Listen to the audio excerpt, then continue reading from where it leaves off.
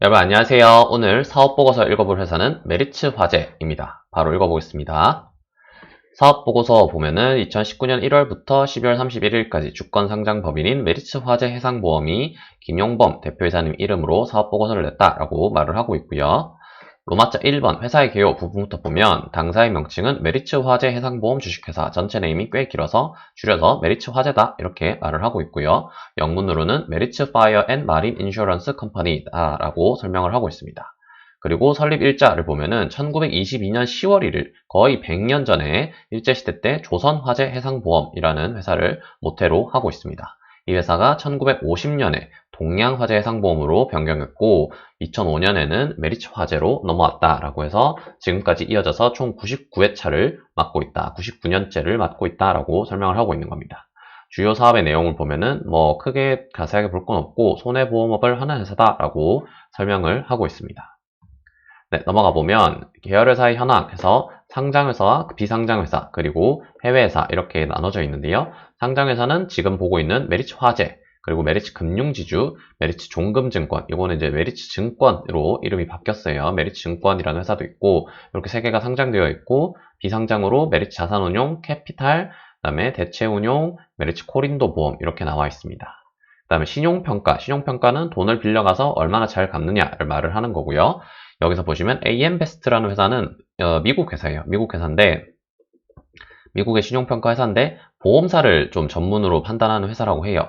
그래서 메이저인 S&P나 무디스, 피치보다는 좀 네임밸류는 낮지만 어쨌든 보험 섹터에서는 전문성이 높은 회사다. 그래서 이 회사가 글로벌리 메리츠가 A- 등급이 인정된다라고 아주 높은 등급을 줬습니다. 그리고 나이스 신용평가와 한국 신용평가도 메리츠에게 AA 플러스급인 아주 최우량인 트리플 A에서 바로 한 단계 아래인 AA급을 줘서 아주 우량한 회사다라고 말을 하고 있습니다. 배당에 관한 사항 부분을 보면은 이 회사는 배당을 이제 계속 주고는 있는데 2017년이거든요. 이게 2017년에 1,000원대를 주다가 지금 850원으로 많이 줄어 있는 상황입니다. 왜냐하면 일단 당기순이익이 많이 줄었기 때문인 거죠. 당기순이익이 3,800억이었다가 지금 3,000억까지 좀 쪼그라들어 있고 그나마 이제 2018년에는 2,300억 정도였는데 19년에 많이 회복을 한 상태다라고 말을 하고 있습니다. 배당 성향은 뭐 꾸준히 유지가 되고 있는 편이고요. 30%대로. 어쨌든 배당을 꽤 많이 줘서 배당 수익률이 4%대를 기록할 만큼 아주 배당 수익률이 꽤 높은 고배당주구나 라는 것도 알 수 있습니다. 네, 넘어가서 로마자 2번 사업의 내용 부분을 읽어보도록 하겠습니다. 여기서도 제가 역시 읽어볼 만한 부분만 표시를 해놨는데요. 손해보험은 크게 일반 손해보험과 자동차 보험, 장기 손해보험으로 구분이 되고 일반 손해보험은 화재보험, 해상보험, 특종보험 이런 걸로 구성이 되어 있다. 특종보험은 예를 들면 뭐 축구선수면 다리에 보험을 든다거나 아니면 샴푸 모델이면 찰랑거리는 머릿결에 보험을 든다거나 이런 것들을 뭐 특종보험이라고 하고요. 그 다음에 손해보험은 가계성 상품 구성이 높아 주로 국내 시장에 의존하는 내수 산업의 성격도 있다라고 설명을 하고 있습니다. 한편 손해보험업은 실손보상 중에 장기 상품 및 자동차 의무 가입 등으로 다른 산업보다는 경기에 덜 민감한, 경기에 민감하지 않다라고 말을 하고 있고 경기 후행적이다라고도 말을 하고 있습니다. 투자 영업 손익의 수익 비중이 높아서 시장 금리와 주식 시장, 그러니까 투자를 얼마나 잘 하느냐가 회사 실적에 아주 큰 갈림길을 만든다라고 말을 하고 있고요. 그 다음에 숫자 2번 산업의 성장성 부분을 보면은 만성 적자나 상황이 어려운 경영 환경에서도 지속적으로 발전을 하고 있다. 저금리와 자동차 보험의 만성 적자, 요게 이제 두 가지 큰 에러고 그럼에도 불구하고 메리츠는 잘 하고 있다라고 말을 하고 있고 2019년 전체에서 손해보험업이 79조 9천억, 거의 80조 원 가까운 보험금을 사람들로부터 손해보험 회사가 받았다라고 말을 하고 있고 장기 신계약은 한 1조, 자동차 보험이 한 17조, 일반 보험이 6조 정도 됐다라고도 말을 하고 있습니다. 그 다음에 변동 특성에 대해서는 뭐 큰 변동이 없다라고 아까 말을 했고 계절성 관련해서는 뭐 재밌는 게 있어서 봤는데요. 여름철 집중호우 및 휴가 차량 증가 등은 자동차 사고를 유발하여 해당 종목의 손해율을 상승시킨다. 뭐 당연한 이야기를 하고 있고 동절기 같은 경우에도 역시 해당 종목의 변동성을 높인다. 폭설이나 뭐 빙판길에서 미끄러지거나 이러면 당연히 사고가 많이 나니까 보험금도 많이 나간다. 이런 이야기를 하고 있습니다. 그 다음에 이제 시장 점유율이 있는데요. 시장 점유율을 보면은 전체 계에서 한 10% 정도를 이제 2019년에 차지를 했고, 이게 보면은 17년 말도 8.5, 18년 9.2, 19년 9.9로 시장 점유율이 쭉 상승을 하고 있다라는 거를 알 수 있습니다. 보면은 돈 안 되는 자동차 보험은 점유율이 계속 떨어지고, 돈 되는 장기 보험의 이제 점유율이 올라가고 있다. 그 다음에 일반 보험은 뭐 비슷한 수준으로 유지하고 있다라고 생각할 수 있겠네요. 메리츠 화재가 아주 성장하고 있구나라는 것을 알 수 있습니다. 네, 그 다음에 숫자 2번 영업의 현황 부분에 와서 보면은 보험 종목별로 보험료를 얼마나 받느냐를 말을 하고 있는데요. 일단 이게 쭉 이제 여러 가지 보험이 있는데 비중이 가장 높은 게 장기보험입니다. 장기보험은 뭐 별게 아니고 어떠한 보험이든지 보장기간이 1년 이내가 아니라 한 3년 이상이면은 장기보험이라고 하고, 장기 뭐 일반보험, 장기 손해보험, 장기 뭐 실비보험, 여러 가지 것들이 이제 장기보험에 해당이 되고, 여기가 지금 보면은 아주 이제 비중이 높은 걸 알 수가 있습니다. 그 다음 높은 게 이제 자동차 보험. 자동차 보험은 비중이 계속 줄었죠. 12.1%, 10.6%, 7.7%로 그 비중 자체는 굉장히 줄고 숫자도 굉장히 줄고는 있지만 여전히 많은 포션을 차지하고 있다. 그리고 특정보험이 그 다음 비중을 차지하고 있고, 특정보험은 조금씩 늘고는 있다. 금액이라고 말을 하고 있고, 이제 비중이 는 거는 대부분 장기보험에서 일어나고 있구나라는 것을 알 수 있습니다. 그래서 결론적으로 자동차 보험, 특종보험, 장기보험 이 세 가지가 메리츠 화재에 있어서 아주 중요한 섹터다라고 말을 하고 있는 겁니다. 손해보험의 이제 손해율이라고 해서 이제 고객들한테 보험금을 얼마나 지급했는가에 대해서 설명하는 부분이에요. 경과보험료는 이제 보험료를 얼마나 받았는가를 말하는 거고, 발생 손해액은 고객들한테 얼마나 보험료를 줬는가에 대한 건데, 그래서 많이 받고 적게 주면 회사 입장에서는 이득이잖아요. 그래서 이게 낮을수록 좋습니다. 낮을수록. 보면은 이제 낮은 게 보면은 뭐 이런 것들 특수한 것 말고 아까 중요하다 했던 자동차, 특종, 장기 요 세 가지를 보면은 조금씩 높아지고 있어요. 특종 보험은. 그리고 자동차 보험도 계속 높아지고 있고, 장기 보험은 뭐 좀 내렸다가 다시 약간 올라온. 그래서 장기 보험 손해율 같은 경우에는 이제 비중이 여기가 제일 높았잖아요. 수입 보험료의 비중에서. 그래서 요거는 손해율을 좀 관리를 잘 하고 있고, 요것들은 좀 공격적으로 영업을 하면서 이제 특정 보험 공격적 영업을 하면서 손해율 좀 올라간 상황이고, 자동차 보험은 손해율이 계속 올라가니까 영업을 아예 좀 줄이고 있는 상황이다. 이렇게 이해하시면 될 것 같습니다. 그래서 어쨌든 장기보험이 가장 비중이 큰데 여기서 손해율을 잘 관리하고 있는 걸 봐서는 뭐 크게 나쁜 우려할 만한 상황은 없구나라는 것을 알 수 있습니다. 전체 합계 손해율을 보면은 역시 장기보험과 비슷한 흐름을 보여주고 있죠. 떨어졌다가 약간 올랐다가. 이게 제일 비중이 크기 때문에 당연한 현상입니다. 네, 그 다음 이제 모집 형태별 영업 현황 부분을 보면은 이제 어떤 채널로 보험을 영업을 하는가에 대해서 설명을 하고 있는데, 크게 6가지 채널이 있고, 특종보험과 자동차 보험, 장기보험 요 세 가지는 거의 대부분 채널에서 하고, 이제 자동차 보험 방카슈랑스는 안 하고 있고, 장기보험은 공동인수는 안 하고 있고, 뭐 특정보험은 다 하고, 이 정도로 보시면 될 것 같습니다. 좀 더 자세한 표가 있는데요. 숫자가 나와 있어요. 그래서 자동차 보험, 특정보험, 장기보험 이렇게 세 가지에서 어떤 채널로 많이 영업이 되고 있는가를 보면은, 자동차 보험 같은 경우에는 대리점에서 많이 되고 설계사를 통해서도 많이 되는 걸 볼 수 있고요. 임직원들이 이제 소개로 추천해줘서 이제 또 이렇게 들어오는 경우도 많다라고 설명을 하고 있습니다. 특정보험은 역시 대리점에서 많이 비중이 있고, 여기 자동차 보험과 달리 중개사를 통해서도 많이 들어오고 있습니다. 설계사 비중은 굉장히 낮고 임직원 비중이 좀 높은 편이구나 라는 것도 알 수 있습니다. 그다음 가장 중요한 장기보험 같은 경우에는 대부분 대리점을 통해서 영업을 하고 있고, 그 다음 설계사가 한 3분의 1, 나머지는 뭐 미미한 상황이다 라고 보여지는데, 여기서 이제 중요한 게 메리츠 화재가 최근에 이슈가 되는 게 이 대리점에서 공격적으로 지금 보험 영업을 하고 있다라고 해서 되게 이슈가 되고 있거든요. 업계에서 보면은 장기보험이 지금 56.9%를 대리점을 통해서 하던 게 17년에는 18년에 60%, 19년에 61.9%로 계속 증가하고 있고, 금액은 엄청 많이 증가하고 있죠. 금액은 뭐 지금 조 단위로 거의 증가하고 있는 것 같은데, 지금 여기서 지금 메리츠 화재의 강점이 요 포인트다라는 거를 아시면 될 것 같습니다. 메리츠 화재가 대리점에 좀 공격적인 좀 프로모션을 하면서 이렇게 점유율을 올려오고 있다라고 설명을 하고 있는 겁니다. 그래서 전체적으로 봤을 때도 대리점 비중이 아주 중요하고, 대리점에서 아주 폭발적으로 증가하고 있는 걸 볼 수가 있습니다. 전체 금액도 6조 4천억, 7조, 8조 이렇게 매년 1조 규모씩 증가하고 있는 것을 알 수 있고요. 네, 그 다음에 이제 보험금을 받았으면 보험금을 놀리지 말고 투자를 해야 되잖아요. 네, 투자를 해서 추가 플러스 알파 수익률을 올려서 회사 이익에 기여를 해야 되는데 이 자산 운용률이라는 거는 총 자산 중에서 얼마의 비중을 투자하는 데 썼는가 예비비로 남겨둔 게 아니라 투자하는 데 썼는가를 말하는 건데 88%면은 뭐 거의 아주 효율적으로 쓰고 있구나 라고 말을 할 수 있습니다. 90%에 육박하기 때문에 이 정도면은 거의 다 놀리지 않고 투자를 잘하고 있는 겁니다.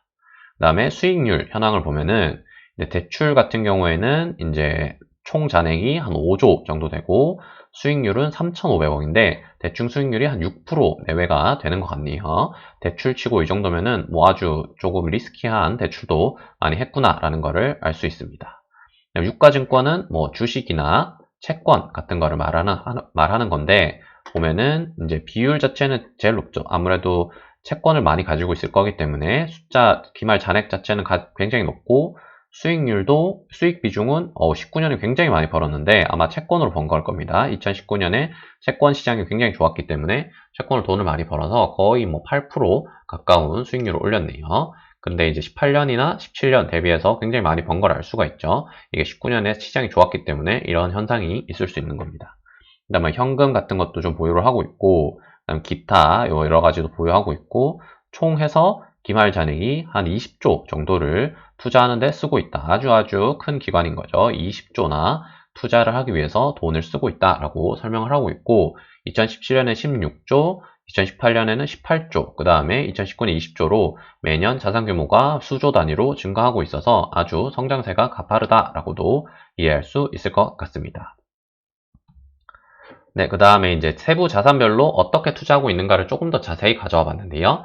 대출금, 아까 대출금이 한 6% 수익률 내외라고 했는데 대충 어떤 대출을 하고 있나 보면은 개인 대출도 있고 한 1조 정도가 있고 그 다음에 기업 대출이 이제 한 4조 좀 넘는 수준으로 대부분 기업 대출로 특히 중소기업 대출을 많이 하고 있구나. 그래서 중소기업 대출을 하기 때문에 금리가 이렇게 높구나라는 것을 알 수가 있습니다. 이익률 같은 경우에는 2017년만 해도 금리 수준이 지금보다 높았기 때문에 거의 두 자릿수대 금리를 기록했는데 지금 2018년에 8%, 2019년에 7%로 수익률은 조금씩 낮아지고 있는 상황이고 뭐 그럼에도 불구하고 전체 수익률이 2019년 시장 대비로는 아주 좋은 준수한 수익률을 올리고 있습니다. 그 다음에 유가증권은 아까 말했듯이 주식 아니면 채권 이런 건데요. 보면은 국내 같은 경우 국공채, 특수세 뭐 다 채권이고 주식 조금 있고 그 다음에 해외도 해외와 증권에서 주식과 채권을 합쳐서 말을 하고 있는 것 같은데 대부분 국공채가 특수채죠. 특수채는 뭐 은행채라든가 은행채 아니구나 금융공기업 예를 들면은 한국전력 같은 데서 발행한 채권 이런 것들이 특수채에 해당하는데 뭐 어쨌든 이런 것들 채권을 수조 원 거의 10조 가까이 채권으로 굴리고 있습니다. 그리고 이익률이 국채 이익률이 지금 국채가 지금 금리가 12% 나올 리가 없는데 이거는 국채의 금리가 떨어지면서 채권 가격이 오르는 덕분에 돈을 많이 벌었다라고 설명하고 있는 거고 이 정도가 원래 통상적인 이익률 3%대 이렇게 생각하시면 될 것 같습니다. 네, 그 다음 영업 설비 등의 현황에서 이제 전국에 지점이 몇 개나 있는가에 대해서 또 설명을 하고 있는데요. 보시면 역시 서울, 경기 지역이 가장 많은 걸 알 수가 있고요. 서울이 42, 경기가 49 이렇게 되고 총 이제 전국에 200개 정도의 지점을 가지고 있고 인도네시아 법인도 하나 있다라고 설명을 하고 있습니다.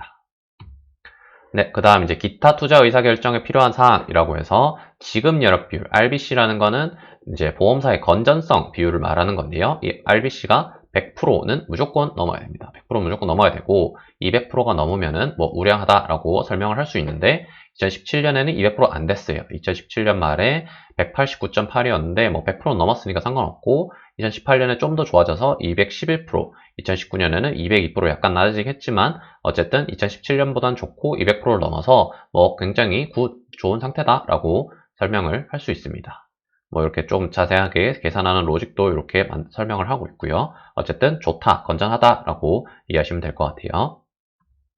네, 주요 경영 효율 지표라고 해서 이제 보험사에 있어서 경영 지표들을 좀 보려면 이런 것들을 봐야 되는데 손해율 아까 뭐라 했어요? 나간 돈이 들어온 돈에 비해서 몇 프로 정도 되냐라고 말하는 건데 80% 수준으로 유지를 하고 있고, 사업 비율은 뭐 사업비가 얼마나 됐냐 이런 건데 뭐 크게 중요한 것 같지 않고, 운용 자산 이익률 이제 투자해서 얼마나 돈 벌었냐 6.9%에서 2019년에는 2018년, 17년 대비로 많이 벌었다라고, 대부분 채권 때문이다라고 아까 설명을 드렸고, ROA는 자산 대비 당기순이익 한 1% 정도 되고, ROE 자본 대비 당기순이익은 두 자릿수대로 뭐 조금씩 감소는 하고 있지만, 이거는 금리 인하, 이제 시중 금리가 떨어지면서 여러 가지 좀 투자 수익이 떨어져서 그렇지, 뭐 실제로 두 자릿수대 ROE면은 굉장히 준수한 회사다라고 이해하시면 될 것 같습니다. 네, 그 다음에 이제 로마자 3번 재무에 관한 사항 부분에 왔는데요. 여기서 보시면 이제 재무제표에 대해서 설명을 하고 있습니다. 자산총계, 부채총계, 자본총계에서 자산이 계속 성장하고 있고, 자본도 따라서 성장을 하고 있고, 부채도 역시 영업이 규모가 커지니까 역시 증가하면서 회사가 전반적으로 규모가 커지고 있구나, 회사가 큰 회사가 되고 있구나 라는 것을 알 수 있습니다. 그리고 이제 돈을 얼마나 벌었냐에 대해서도 설명을 하고 있는데요. 영업수익은 이제 그 회사가 보험금 같은 걸로 얼마나 돈을 벌어왔는가를 보면은 엄청 증가하고 있죠. 지금 7조 9천억에서 8조 4천억에서 10조까지 엄청 증가했고, 대신에 이제 영업비용도 같이 증가를 하면서 영업이익 규모는 사실 좀 줄었습니다. 17년에는 5천억이었는데 18년에 3천억, 19년에 3,500억 규모로 요렇게 되어 있는 상황이다라는 거를 알 수 있고요. 그 다음에 뭐 꾹쭉 보면은 이제 회계 기준에 따라서 조금 다르게 이제 플러스 마이너스가 있을 수는 있고, 그래서 연결 단기 총포괄 손익은 뭐 여기서 오히려 17년, 18년, 19년 이렇게 된 상황이다라는 것도 이해하시면 될 것 같습니다. 네, 계속 보면은 이제 주석 부분에 와서 다 현재 주요 주주에 대해서 이제 설명을 하고 있길래 가져와 봤어요. 여기가 이제 금융지주, 지주 밑에 자회사가 있고, 자회사가 지금 메리츠 화재인 건데, 메리츠 화재가 이제 대주주가 금융지주겠죠, 당연히. 금융지주가 과반의 지분을 가지고 있고, 그 다음에 화재, 우리 사주, 직원들이 이제 회사 주식을 한 4%, 4.5% 정도 가지고 있고, 그 외에는 뭐 노르웨이 중앙은행, 메리츠 화재 계정, 일반 자기 투자 계정인 것 같고요. 그 다음에 싱가폴 정부, 그 다음에 KB 자산운용 펀드인 것 같고, 하나 자산운용 펀드, 그 다음에 기타 소액주주 이렇게 해서 쭈루룩 가지고 있고, 소액주주는 총합이 많은 거지 뭐 그렇게 큰 의미는 없습니다. 그 다음에 이제 연결 대상 종속 기업이라고 해서 딱 하나 있어요. 코린도 인슈어런스라고 해서 이거 뭐 인도네시아에 있는 법인 이름이거든요. 여기 이제 지분, 과반 지분을 가지고 있는 거고, 이 회사가 이제 자산 규모가 엄청, 부채 규모도 엄청 이렇게 2배 가까이 2019년에 성장을 했는데, 영업 규모는 뭐 크게 변화가 없는 상황이다. 당기 순이익이 한 20억 정도 되는 상황이다라고 설명을 하고 있습니다. 네, 그 다음에 이제 주주에 관한 사항, 아까 이제 주요 주주는 이제 쭉 봤는데, 최대 주주에 대해서 조금 더 설명을 해보면은, 이분들은 다 이제 임원인 거죠. 계열사 임원분들이고, 최대 이제 53.65%를 가지고, 과반의 지분을 가지고 경영을 하고 있다라고 설명을 하고 있습니다. 그 다음에 이제 최대 주주의 주요 경력이라고 해서 메리츠 금융지주에 대해서 또 설명을 하고 있는데요. 메리츠 금융지주는 조정호라는 분이 이제 최대 출자자인데, 이분은 한진그룹의 조양호 회장 있잖아요. 조양호 회장의 동생입니다. 그래서 흔히 이제 메리츠 그룹을 이제 외국계라고 생각하시는 분들이 간혹가다 있는데, 그게 아니고 옛날에 한진그룹이었어요, 이 회사가. 그래서 조양호 회장의 이제 고 회장님의 동생, 이제 막내 동생이거든요. 이분이 이제 한진그룹에서 메리츠라는 계열사를 들고 나와서 지금 경영을 하고 있고, 메리츠 증권, 메리츠 화재 이 두 개가 메이저 회사로서 지금 메리츠 금융지주를 구성하고 있고, 이분이 좀 숨겨진, 안 알려진 오너로서 역할을 하시고 계십니다. 보면은 뭐 지분이 샀다 팔았다 하면서 조금씩 변하고 있고요. 네, 계속 보면 이제 주식 분포 현황이라고 해서 5% 이상 주주가 있는데, 뭐 국민연금이 5% 정도 들고 있고, 메리츠 금융지주가 55% 정도 들고 있어서 뭐 우리 사주까지 하면은 뭐 대충 각이 나오고, 소액주주가 한 31.91% 정도를 들고 있다라고 설명을 하고 있습니다. 네, 이제 임원 및 직원에 관한 사항 부분에 와서 보면은 총 직원은 한 3,000명 정도 되고, 근속연수 10년이 좀 넘으면서 연봉이 평균 연봉 한 9천만 원 가까이 되고, 남자분들은 이제 평균 11년 이상 다녀서 평균 연봉이 1억이 넘는, 역시 보험회사니까 연봉이 좀 높은 편이다라는 것을 알 수가 있습니다. 네, 이제 계열회사에 대해서 아까 이제 설명을 드렸는데, 금융지주 밑에 이제 계열사들이 쭉쭉쭉 나와 있고, 이렇게 나와 있고, 지금 하고 있는 메리츠 화재라는 회사의 지분 과반을 보유하고 있고, 메리츠 종금증권이 뭐 이름 바뀌었다 했죠. 메리츠 증권으로 지금 이름 바뀌어 있고, 이 회사에도 한 42% 정도 지분을 이제 보유하고 있고, 손자 회사로 인도네시아 법인, 그 다음에 메리츠 캐피탈, 그리고 100% 자회사인 메리츠 자산운용과 메리츠 대체투자운용, 이렇게 메리츠 그룹은 조금 단촐하게 지금 구성이 되어 있다라고 이해하시면 될 것 같습니다. 네, 여기까지 메리츠 화재의 사업보고서를 읽어봤고요. 궁금하신 사항 있으면 댓글로 남겨주시면 제가 답변 드리도록 하겠습니다. 감사합니다.